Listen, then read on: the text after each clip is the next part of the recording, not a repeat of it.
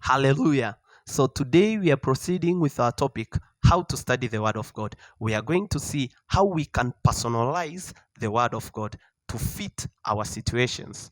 Let us see an example from Exodus 3:21. I will read. The Bible says, "And I will give these people favor in the sight of the Egyptians, and it shall come to pass that when ye go, you shall not go empty." Now you have to personalize this word of God in order for you to really understand and in order for it to have meaning in your life. You can read it this way. And God will give me favor in the sight of the world, and it shall come to pass when I go to work, when I go to do anything, I shall not come back empty.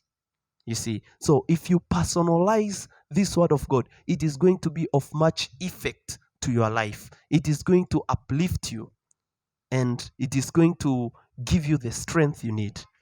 Amen.